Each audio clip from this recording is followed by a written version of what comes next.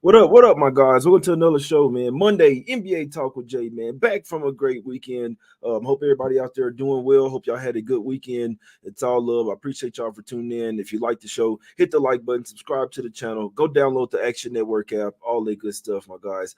It's a little quick card today, a little 4-game slate. We're gonna get straight into it, man. Got notes on every single game, so I'm finna go down them, finna go down the notes and finna get up out of here. Some picks that I'm liking today. It might not be a popular picks, but I mean, it is what it is, man. You know what I'm saying? I'll be perfectly honest with you guys, man. If there's one top play that's on the board for me, there's 2 plays that's super close for me playing, in my opinion. Not sure I'm going to get there. They're not for the faint-hearted. I tell people that all the time. I know people wish that we could win every single play, but it's just not going to happen. But if there's one top play on the board for me, is the Brooklyn Nets on the money line. I know that things seem fishy. I know that the Grizzlies ball out, and the Nets have been playing ass, but I do think that Kevin Ollie gets his first win today, in my opinion. Nets need a confidence boosting win, and then after that, it would be Heat plus the points. Heat plus 7, plus 6.5. I can only look their way plus the points as well. So if I had 2 top plays on the board today, for the top one, the first number one confidence would be the Brooklyn Nets. No, a lot of people's not going to like that. You don't have to bet it, but after that would be the Miami Heat in that one, guys. But let's break it down in this one. Let's go over to the streets of Indiana in this one. Pacers laying 6.5 points at the house versus the Toronto Raptors. These 2 teams have played 2 really close games so far this season, and I know the Raptors beat them the first time. That was when the Pacers were coming off of a in-season tournament win. We know that they were turned up for the in-season tournament over there. They had a letdown spot. They were up by 8 at the end of the first quarter, then down 3 at the end of the first half. Raptors kind of came in there and smacked them in the mouth. It was just a huge letdown spot for the Pacers. And honestly, I'm worried about this spot for the Pacers as well. They're coming off another huge game versus the Dallas Mavericks in this one, man. So what I would look at Siakam points. I'm not even sure what the prop is, to be honest with you. Let me see. Let me see. Where's my damn phone? 1 second, my guys. I just played the damn song. All right, just real quick, y'all. Matter of fact, y'all let me know in the chat. What's Siakam's props at? What's Siakam's points props, my guys? But this is how I'm looking at it. I know he had, so Siakam 21.5. So last game he had 23 points. He had 7 assists. He had 5 rebounds. And those in the first meeting, they beat them 127 to 125 in Toronto. Pacers shot 17 of 41. That was good for 41% from 3. The Raptors only shot 6 of 26 and still only lost the game by 2. You see what I'm saying? So that was pretty crazy right there. Now, like I say, I do lean to the Raptors. If I had to bet this game, they're saying 21.5 in the chat. If I did have to bet this game, I'd be looking towards I'd probably be looking towards the Raptors. But to be perfectly honest with you, I do think that it's a good spot, possibly another spot for Siakam to look good here. Like I said, if he scored 23 points in his first meeting versus the Raptors, that was in Toronto. Now he's at the house. Now he has a few more games. He has a lot more games with the Pacers just to get used to it. Now, this is a back-to-back. The Raptors are 2-0 against the spread so far this season versus the Pacers. Like I said,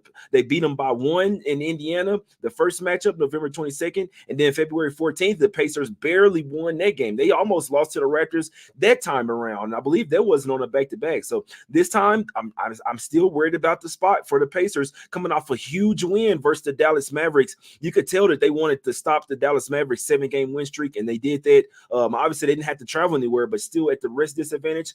I'd lean towards Raptors plus the 6.5, plus the 7, and also I'd lean towards Siakam over his points and assists. Like I say, I just feel like that. I feel like this could be a spot where he try to balls out versus. Try to ball out versus his old team. And you really look at it, they don't really have a good matchup for him other than Jakob Poeltl. Not a ton of big guys or length over there. I mean, be interested to see who they put Scotty Barnes on, but I think that Siakam is just a nightmare matchup for the Raptors here.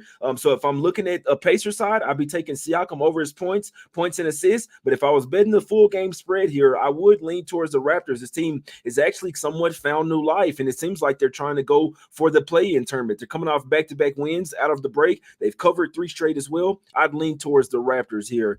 Go over to the streets of New York in this one.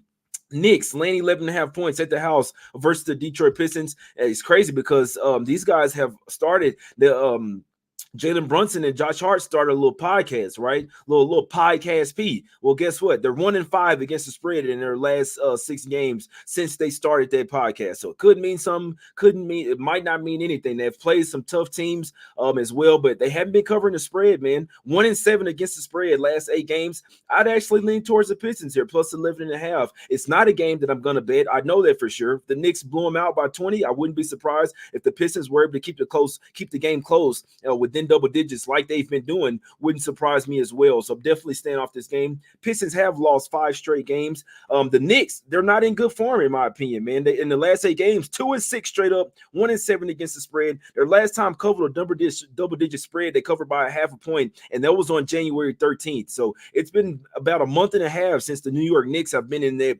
form where they're really covering double-digit spreads. I'm not laying double digits with them right now, obviously until they get guys like OG Anunoby back. Knicks, they are on a 10-0 straight up and 7-2-1 against the spread last 10 versus the Detroit Pistons. They've damn near owned the Pistons. That's even more reason why you could see it going either way. But like I say, Pistons lost 5 in a row, all to quality teams though. They lost to the Clippers, covered their spread. They lost to the Lakers. That was just a bad spot for them. Got smacked up. They did lose versus the Suns as well, lost versus the Pacers, lost versus the Magic. Every single one of those teams were coming into those games playing really well at that time, and the Pistons still kept it close with all of those teams. They kept didn't get blown out by 20 to either one of those teams. You know what I'm saying? They kept it within 14, 15, 16 with each one of those teams.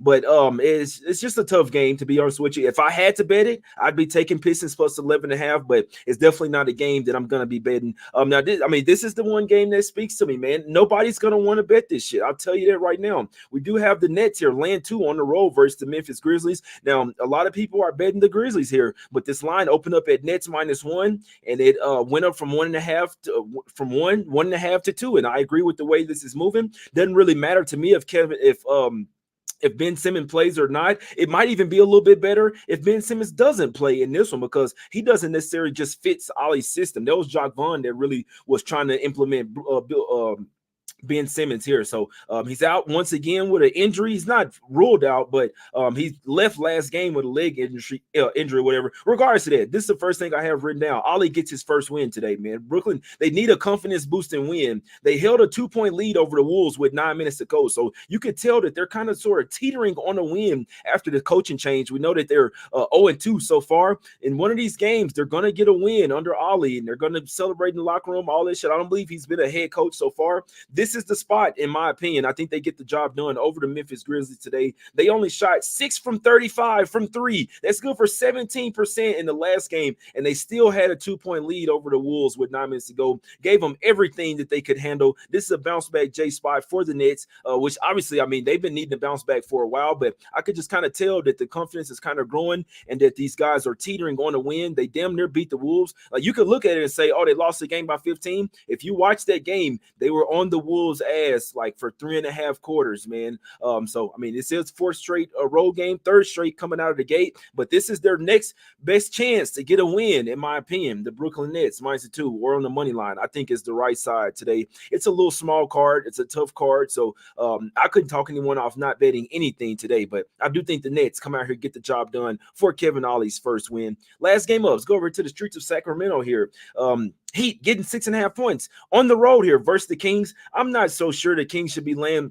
This line was at 7.5 last night, and I agree with the way it's moving. Once again, it's down to 6.5. The Kings are coming off a huge win versus the LA Clippers last night, and it wasn't just a regular win. If you're watching that game, you could kind of tell that De'Aaron Fox got into it with James Harden. You see guys like Malik Monk, the Sabonis. It kind of turned into a like, all right, this is like a fuck you type of game. Like, let's smack these guys up. The Kings have won 3 straight games, but if you look towards the Heat have been covering like a motherfucker, man. They covered 6 straight games. They're 6-0 against the spread last 6, 8-1 against the spread in their last 9 games, 7-2 and straight up in their last 9 games. So the Heat are actually playing some of their best basketball of the season. Kings are on a back-to-back, coming off a huge win. They're only 4-4 straight up and 3-5 against the spread on the back-to-back, and I do think that the Heat can match up well. They won't have Jimmy Butler. They won't have Jovic in this one or Thomas Bryant. Bryant hadn't really been fucking playing though, but I can tell you this: it looks like Terry Rozier probably comes back here, but don't be surprised if Tyler Hero is out in this game. He had a hyperextended knee in the last game.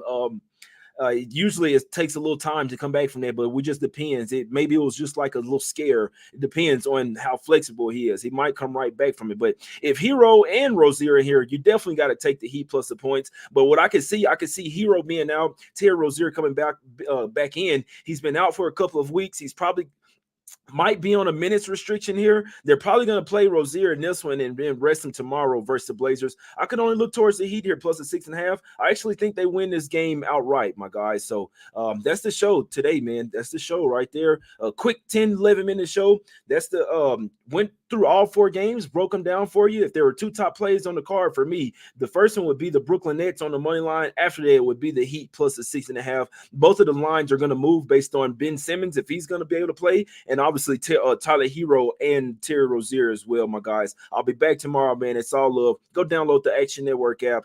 It's all free. You can follow Experts Picks. They got podcasts over there doing overnight, so you can check out stuff overnight, early in the morning. College basketball, baseball, whatever you like to bet. UFC shit over there, whatever you like to bet, man. I hope everybody has a great day. It's all love. We out, my guys.